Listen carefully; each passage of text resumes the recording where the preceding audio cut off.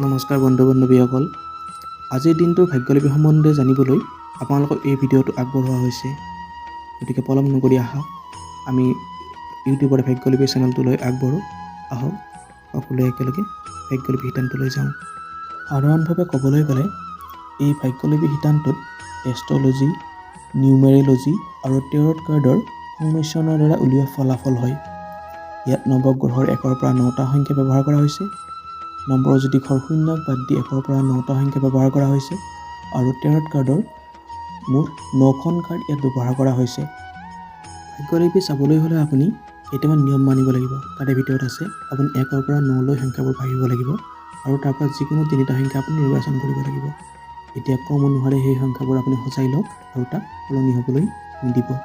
এতিয়া আপুনি যি ক্ৰমত সংখ্যাবোৰ সজাইছে সেই ক্ৰমমতে আপুনি আপোনাৰ ভাগ্যলিপি আপুনি চাই যাব পাৰিব। গতিকে এতিয়া প্ৰথমতে আমি এটা উদাহৰণ লৈ চাম। আহক, ধৰা হ'ল আপুনি 2, 8 আৰু 4 সংখ্যাটো স্থিৰ কৰিছে।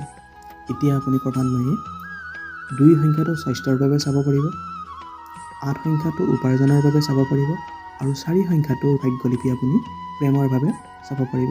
গতিকে পলম নকৰি আহক, আপুনি নিজৰ ভাগ্যলিপি আপুনি চাই লওক। ইয়াত প্ৰথমতে স্বাস্থ্যৰ বিষয়ে কোৱা হৈছে। সংখ্যা নম্বৰ 1ৰ পৰা সংখ্যা নম্বৰ 5লৈ ইয়াত দেখুওৱা হৈছে। আপুনি স্থিৰ কৰা নম্বৰবোৰৰ ভিতৰত যদি প্ৰথম সংখ্যাটো 1ৰ পৰা 5ৰ ভিতৰত আছে, তেনেহ'লে আপুনি ইয়াত নিজৰ ভাগ্যলিপি আপুনি চাই ল'ব পাৰিব। এবাৰ চাই লওক আপোনাৰ সংখ্যাটোৰ মতে আপোনাৰ ভাগ্যলিপি কি হয়। আকৌ ইয়াত স্বাস্থ্যৰ সম্পৰ্কেই সংখ্যা নম্বৰ 6ৰ পৰা 9লৈ দিয়া হৈছে। গতিকে আপোনাৰ প্ৰথম সংখ্যাটো যদি 1ৰ পৰা 5ৰ ভিতৰত নাথাকি 6ৰ পৰা 9ৰ ভিতৰত আছে, তেনেহ'লে আপুনি এইবাৰ ইয়াতে আপোনাৰ স্বাস্থ্য সম্পৰ্কে আপুনি জানিবলৈ পাৰিব। গতিকে এবাৰ চাই লওক দিনটোৰ ভাগ্যলিপি।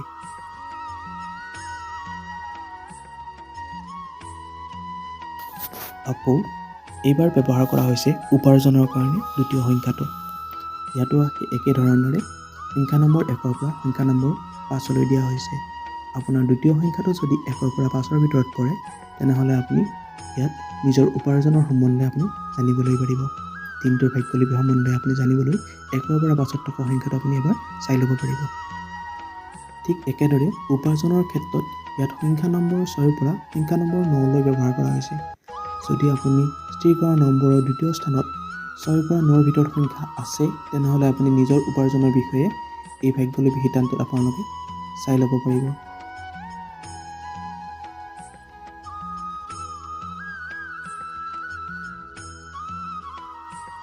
ঠিক একেদৰে আপুনি স্থিৰ কৰা নম্বৰবোৰৰ ভিতৰত যদি তৃতীয় স্থানৰ সংখ্যা 1ৰ পৰা 5ৰ ভিতৰত আছে, তেনেহ'লে আপুনি ইয়াত প্ৰেমৰ বিষয়ে জানিবলৈ পাৰিব।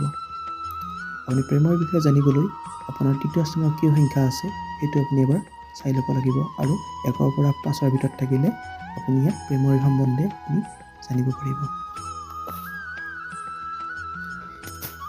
ইয়াতো সেই একেদৰে সংখ্যা নম্বৰ 6ৰ পৰা সংখ্যা নম্বৰ 9লৈ দিয়া আছে। আপোনাৰ তৃতীয় স্থানৰ সংখ্যা যদি 6ৰ পৰা 9ৰ ভিতৰত আছে, তেনেহ'লে আপুনি প্ৰেমৰ বিষয়ে ইয়াত জানিবলৈ পাৰিব।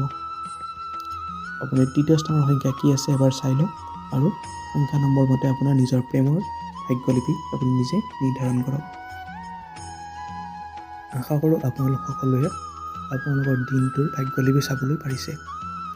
আপোনালোকৰ এটা শুভকামনাই মোক অনুপ্ৰেৰণা যোগাব আৰু দিনটো কেনেকুৱা গ'ল মোক জনাব। ভাল পৰামৰ্শ পালে আগলৈ এনেকুৱা ভাগ্যলিপি দিবলৈ মই চেষ্টা কৰিম। আশা কৰোঁ সকলোৱে মোৰ চেনেলটো ছাবস্ক্ৰাইব